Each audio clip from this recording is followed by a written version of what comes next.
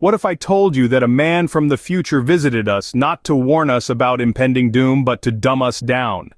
Yes, you heard that right. A man who claimed to be from the future, a time beyond our comprehension, arrived in our midst. Initially, this claim was met with disbelief, skepticism, and even ridicule. A man from the future? Sounds like science fiction, right? But then, things started to change. This man began to demonstrate knowledge of events that were yet to occur. He knew about technological advancements that were years away from being invented. He predicted political shifts and societal changes with uncanny accuracy, and as his predictions came true, one by one, the skepticism waned. We began to believe him. We began to accept that he really was from the future. And thus began the era of the future man, a time that would change humanity in ways we could never have anticipated. Why would someone travel back in time to dumb down humanity, you ask? The answer is more complicated than you might think. Let's delve into the mind of this future man, a man who claims to have seen a world where hyperintelligence has become humanity's downfall. According to him, the future is not a utopia of knowledge and enlightenment as we so often imagine. Rather, it's a bleak landscape where the pursuit of intelligence has led to unprecedented conflict, dissatisfaction, and a complete loss of innocence. In this dystopian future, he says, the world is divided not by wealth or race, but by intelligence. The smarter you are, the higher you stand in the social hierarchy. However, this has not led to a better society. Instead, it's given birth to a world where competition is ruthless, empathy is scarce, and happiness is elusive. Imagine a world where every conversation is a battle of wits, where every interaction is a test of your intellectual prowess. A world where people are valued not for their kindness, their compassion, their integrity, but for their ability to outsmart others. In such a world, do we even remain human anymore? In his future, children are not allowed to be children. They are thrust into the race of intelligence from the moment they are born and are robbed of their innocence far too early. The joy of learning is replaced by the fear of not knowing enough, and the thrill of discovery is overshadowed by the stress of competition. And so our future man decided to take matters into his own hands. He saw a world spiraling out of control and chose to intervene. He traveled back in time, not to conquer or exploit, but to save us from ourselves. He wanted to preserve the simplicity, the innocence, the joy that makes life worth living. He wanted to ensure that humanity didn't lose its humanity in the pursuit of intelligence. In his future, intelligence was a curse, not a blessing, and he was hell-bent on saving us from the same fate. So, how does one go about dumbing down an entire species? The future man had a plan. Now imagine a scenario where a single entity holds the power to manipulate the cognitive abilities of an entire species. That's precisely what the future man aimed to do. Using advanced technology from a time far beyond ours, he set about subtly altering the way we perceive the world around us. The future man's methods were as sinister as they were ingenious. His technology worked on the principle of cognitive interference. It targeted the part of our brains responsible for critical thinking, the prefrontal cortex, and slowly, almost imperceptibly, began to diminish its function. This wasn't a grand overnight operation. No, the future man was cunning. He understood that the best way to implement change was gradually, so people wouldn't even realize their mental faculties were being compromised. His tools, our everyday devices, our smartphones, our computers, our televisions, he manipulated them to emit a specific frequency that interfered with our brain's natural rhythms. But it didn't stop there. The future man also tampered with our perception of reality.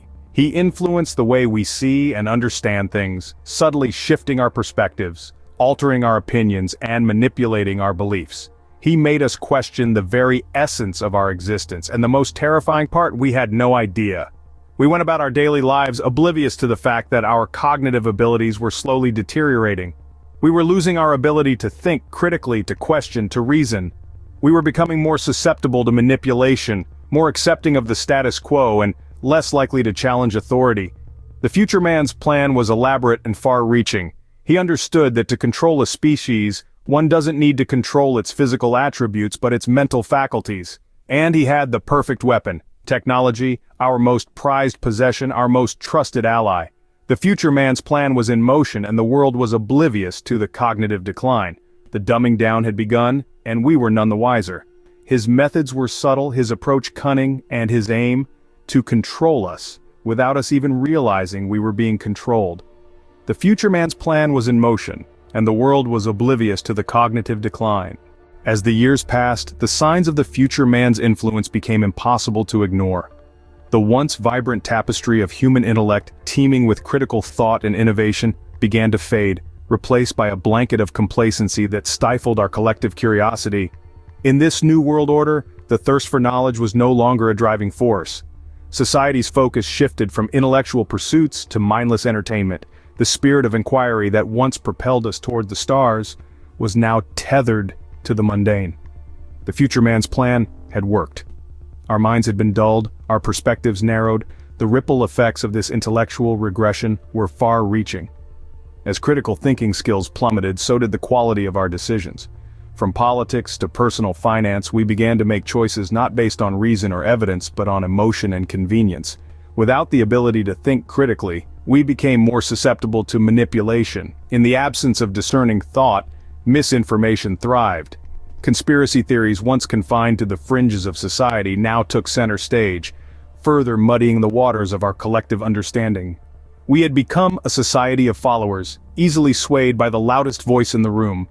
The future man had not just dumbed us down, he had made us passive, more willing to accept what was given, rather than question or seek better. But perhaps the most tragic consequence of all was the loss of our ability to dream, to imagine a better world. The future man's influence had dimmed our collective light, leaving us in the dark, grappling with the unknown. The world had changed, and not for the better, but was it too late to reverse the damage? The future man disappeared as mysteriously as he arrived, leaving behind a world forever altered. He was here one moment and then poof, like a magician's trick, he was gone. Gone, but not forgotten. His legacy? A world draped in a profound intellectual decline, a cognitive fog that settled over humanity like a suffocating blanket. People across the globe woke up to find their once sharp minds dulled, their intellectual prowess diminished. The world watched in collective horror as the effects of the future man's actions unfolded, an eerie silence replacing the once bustling hum of intellectual discourse. Efforts were made to reverse this cognitive decline. Top scientists and thinkers, those least affected by the future man's influence, rallied together, pooling their remaining brain power to develop a solution. They experimented with nootropic drugs, brain training exercises, advanced cognitive therapies, anything that offered a glimmer of hope. But the damage was deep, pervasive, and stubbornly resistant. The ethics of the future man's actions became a topic of heated debate. Was it right for him to force such a drastic change upon humanity without consent? Or was his mission born out of necessity, a desperate attempt to steer humanity away from a disastrous future? The debates raged on, but no consensus was reached. Some argued that the future man was a villain, a malevolent force from the future who had robbed humanity of its most precious asset, its intellect. Others saw him as a misunderstood martyr, a man who had sacrificed his own future to save humanity from itself. The future man's legacy is one of controversy and confusion, a puzzle that humanity is still trying to solve. Regardless of where you stand on the matter, one thing is clear. The world we once knew, the world of intellectual enlightenment and progress, is no more. He came from the future with a mission to dumb us down, and he succeeded. Now we are left to grapple with the consequences of his actions and the future he foretold. The legacy of the future man raises a question. Was he a villain or a savior? The impact of his actions has been profound, triggering a cognitive decline that we are still grappling with. The world that once thrived on intelligence and innovation suddenly found itself in a state of intellectual stagnation. Yet from this adversity, humanity has learned a valuable lesson. Just like the proverbial double-edged sword, intelligence can be a tool for progress or a weapon of destruction. In response to this crisis, we've seen humanity rally together like never before. Global initiatives are in place to combat this cognitive decline, focusing on nurturing creativity, critical thinking, and problem-solving skills. These efforts are bearing fruit, and we're seeing early signs of recovery. The future man's actions have left an indelible mark on humanity. His legacy serves as a reminder that intelligence is a double-edged sword, capable of both great progress and great destruction.